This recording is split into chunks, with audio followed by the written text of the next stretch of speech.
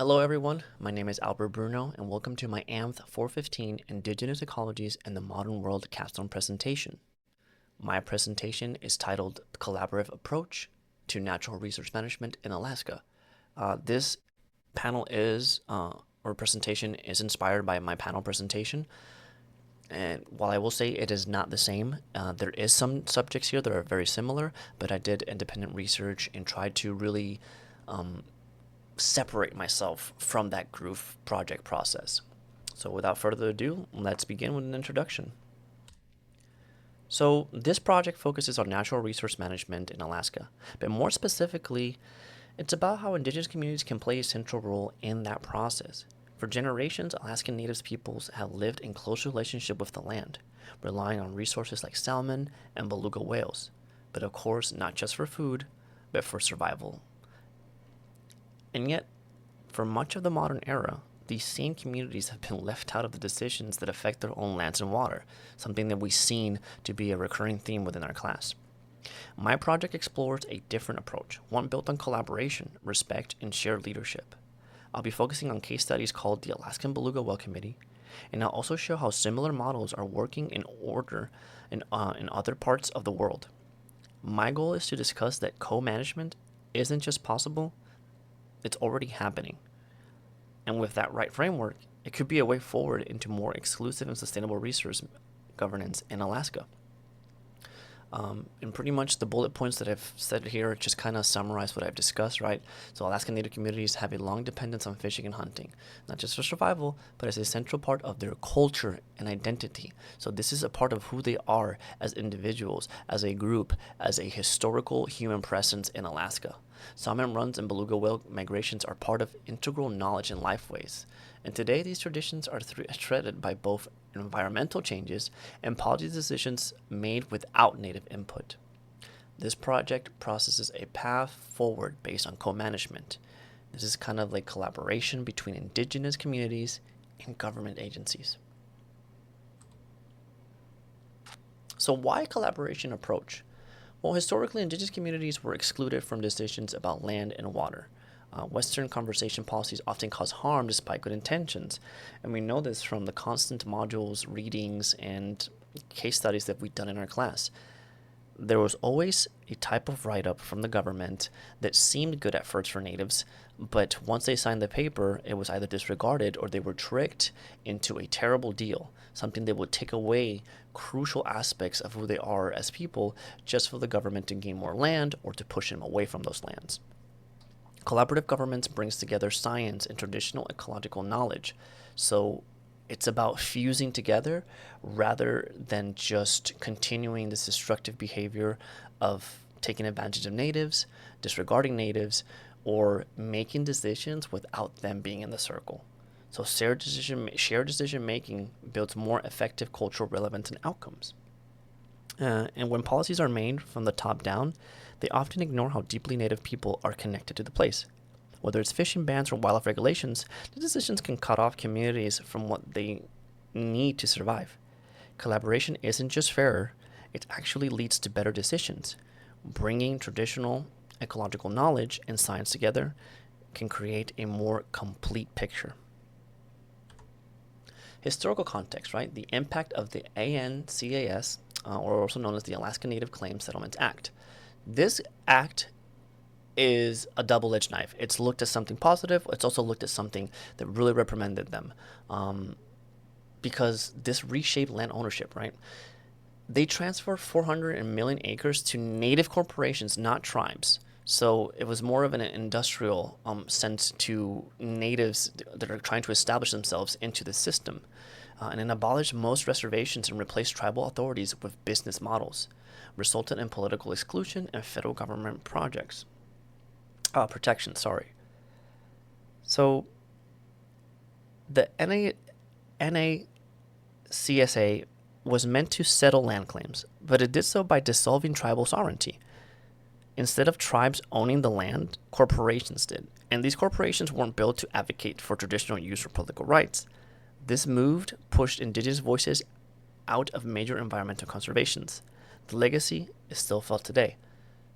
So while they did gain some type of implication within the government system, they were completely cut off from those systems. It was more of a deal of, hey, here is a small, let's say, loan. We'll take everything, but you have no voice in what we do with this. The Alaskan Beluga Whale Committee, or known as the ABWC. So this committee was formed in 1888 by Alaskan Natives beluga hunters, and it was a collaboration group, right? We have tribal leaders, we have NOAA, which is the National Oceanic and Atmospheric Administration, Alaska Fish and Game, and of course scientists. And this prioritized census based on decision making. Projects for it protects both beluga whale populations and native hunting practices. So the ABCW started from the ground up. Native hunters wanted to protect the whales and their way of life. Rather than opposing federal scientists, they invited them to work together. Now the committees operate in mutual respect. Everyone brings knowledge to the table.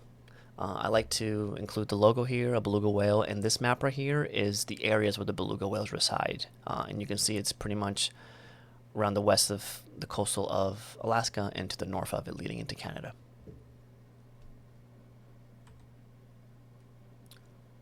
So how does the ABCW actually work? Well, there's a lot of technology and scientific work into it, right? They use satellite tracking, aerial surveys, and TEK from hunters. Committee meetings regularly to review data and adapt strategies, and equal weight is given to indigenous observations and scientist reports. Trust is built through long-term relationships and not just formal meetings. So indigenous people are being included in these committees. It's not just scientists showing up to the site, taking over the research and concluding without native knowledge. Their voices are not just being heard; they are being part of that research, of that that work that's being provided. I would even say it's ethnographic work.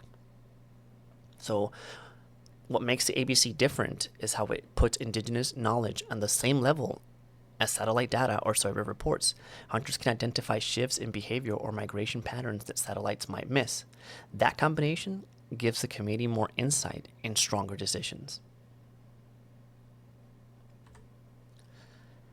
And we don't just take all this knowledge from Alaska. There are a lot of lessons learned from Canada and Australia. So it's not just Alaska. Around the world, indigenous communities are providing that co-management works. In Canada, polar bear monitoring includes both TK and biologists. And in Australia, islanders decided how much to fish and how to protect the reef. These aren't one-off successes, right? They showed what happens when indigenous knowledge is centered. And I included these little track records of the positives of these other places. So forgive me if I butcher these pronunciations, the Inuvialut co-manage polar bears in the Canadian Arctic through joint boards, right? The Torres Strait Islanders in Australia co-manage reef and fishing resources. The Maori in New Zealand co-manage national parks and river systems through legal personhood and shared governance. And we also have key elements, right? They have local leaders, long-term partnerships, and legal authorities. And of course, it's a show of global relevance of indigenous collaborations. So building a new collaborative in Alaska. Outreach must respect community culture, not rely on email or forms, right? You really have to get yourself involved into how these people operate, how this culture, and not just, gentrification or explain how you must operate and how they must adapt, right? It's about fusion, right? Collaboration. You have to listen to them and they will listen to you as well. So how do you do that? Well, you start with cultural practice, right? Start with the meals or open dialogues and relationships building before policy, right? Build that relationship, get into the culture, share stories, share who you are as a person, and then talk about policy, then talk about business. You have to get to know your character first and begin with indigenous leadership, right? You need to have tribal councils. You need to have elders. You need to have youth. You need to have everybody within the native circles, not just because of knowledge, but because of how this will affect future generations. And you have to identify all stakeholders, right? You have the state, the federal and local fishers, and of course the scientist. And if you want to build trust, you don't just start with rules, you start with listening. That's how you show respect. Hosting a shared meal or listening to elders talk about the land can create more progress than a dozen meetings. That's the foundation a collaboration needs.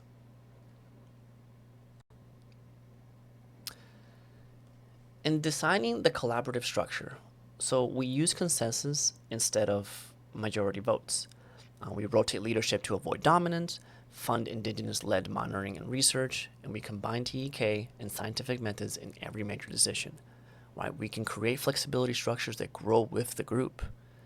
And we support translations and communication tools that include all voices. And we must build an accountability so that decisions reflect on what the community wants. So for a collaboration to last, it needs to feel fair. That's why rotating leadership and consensus are so important in this process. And funding needs to go to Native communities directly, not just outside agencies, right? Because that will still create a control over them. They need to be included in all of this. The decisions should reflect both the data and what people on the land are actually seeing. And well, to conclude, what does this mean going forward? Well, co-management is about trust, right? It's about shared authority and cultural respect. It's not all fixed, but it's a step into the right direction. The damage that has happened to these people, it will not go away. There is still history that needs to mend, and there's a lot of apologies and a lot of healing within our cultures to come up, as a group into the more positives. But with these fusions that we have, we can create that. And indigenous communities already have the knowledge and experience of the research and knowledge to create these collaborations. So expanding models like the ABC and the ABWC gives them space to lead. This approach supports both sustainability and cultural survival, and it helps repair relationships damaged by past exclusion, as I mentioned before. So the true change means power sharing, not just consultation. And for that collaboration to last, and this isn't about replacing one system with another. It's about building something together. Systems where indigenous communities don't have to fight just to be heard. They should lead because they already know how to care for these places. And they've been doing it for longer than anyone within these lands. And with that, I conclude my panel presentation.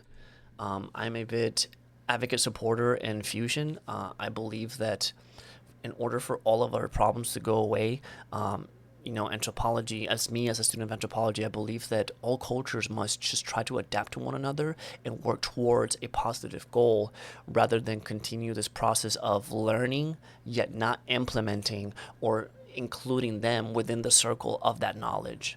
And I really hope that you guys enjoy this, and I can't wait to see everybody's panels in the discussion panel.